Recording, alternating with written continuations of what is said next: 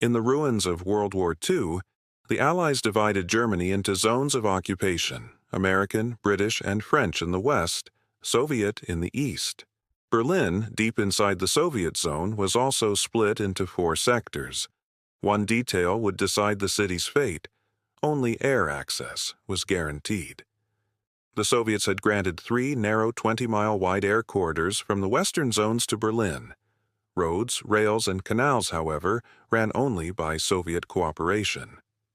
As the war receded, cooperation did too. By 1948, communist control was tightening across Eastern Europe, and tension in Berlin rose from nuisance to crisis. Coal shipments were halted, technical difficulties multiplied, and on June 24th, the Soviets closed all surface routes into the western sectors of Berlin. 2 million people were suddenly an island, surrounded by land, connected only by sky. To break the blockade by force would risk war. The Western response was neither retreat nor tanks, but something only aviation could make possible: an airlift. On June 26, just 2 days after the blockade began, the first transports touched down in Berlin with flour, milk powder, and medicine. The Americans called it Operation Vittles because, as one general put it, "We're hauling grub." But within weeks it was clear this was no emergency weekend. It would have to be a sustained supply chain, day and night, for as long as it took. The math of survival came into focus. Roughly 5,000 tons a day to keep the city alive: food, medicine, and above all, coal for heat and power. Early on, Douglas C-47s ferried about 3 tons per trip, too little. The operation shifted hard to larger Douglas C-54 Skymasters, hauling around 10 tons each. The British added Avro Yorks, Handley Page Hastings, and even short Sunderlands that landed on Berlin's lakes with loads of salt. Standardizing on heavy transport simplified everything. Speeds matched, loads matched, and the flow became predictable. In July, command of the airlift passed to Major General William H. Tunner, a veteran of the Himalayan hump during the war. His job wasn't heroics, it was throughput. Tunner turned a brave idea into a reliable machine. Fixed procedures, fixed intervals, fixed altitudes. His target sounded impossible. 1 landing a minute, around the clock when the ceilings allowed. Reality came close. Aircraft streamed down final every 3 minutes, without stacking and without chaos. The nervous system was the corridor system. Aircraft flew IFR, always, entering the northern and southern corridors into Berlin and departing via the central corridor. Controllers managed a continuous string of airplanes at 3-minute spacing, stepped up by 500 to 1,000 feet like floors in a building.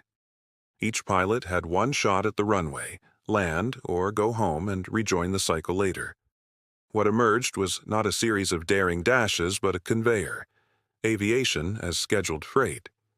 On the ground, Tunner imposed the same discipline. Pilots didn't wander off to terminals. The airplane stopped, 3 trucks rolled up, mobile canteen for the crew, a weather ops car with the next briefing and maintenance. Unloading began with the first turn of the wheels.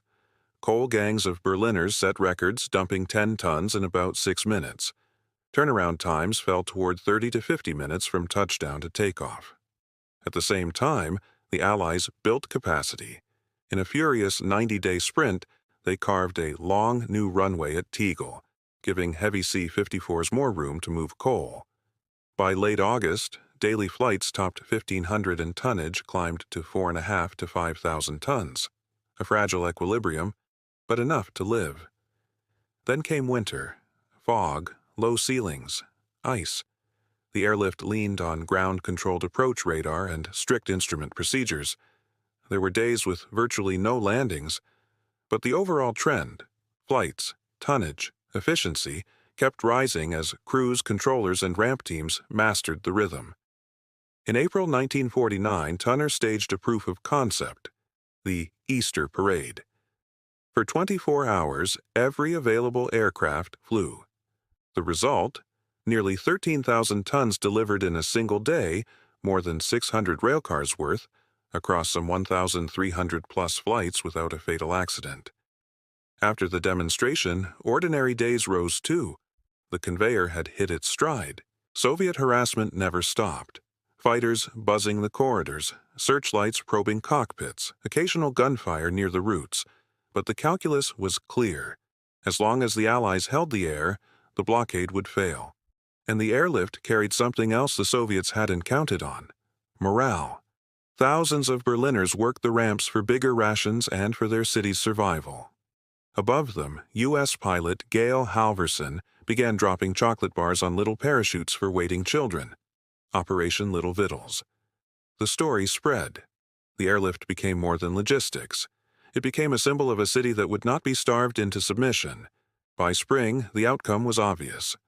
On May 12, 1949, the Soviets lifted the blockade and reopened the ground routes. The Allies kept flying through September to build reserves for the next winter, just in case. When the conveyor finally slowed, the totals told the tale. More than 2.3 million tons delivered by air across hundreds of thousands of flight hours and well over 250,000 flights in total. Accident rates stayed lower than in peacetime training. Even so, dozens of airmen and civilians lost their lives. The city endured. The West had answered the first test of the Cold War without firing a shot. Why did it work? 3 reasons. First, clear rules of the sky. Fixed corridors, fixed altitudes, fixed spacing, IFR, and one-shot landings. Predictability instead of drama. Second, one brain. A combined headquarters, block scheduling, and standard procedures that removed improvisation from a system that couldn't afford surprises. Third, ground speed. Turnarounds measured in minutes, not hours. Pit stops, not parking. Add a surge runway at Tegel, radar to beat the weather, and the resolve of a hungry city, and you get the lesson of Berlin. Logistics can defeat a blockade. The Berlin airlift wasn't merely a chapter of diplomacy. It was a playbook. When everything seems impossible, design the flow, and then keep it. 3 minutes, 500 feet, 30 minutes, repeat until the city breathes again.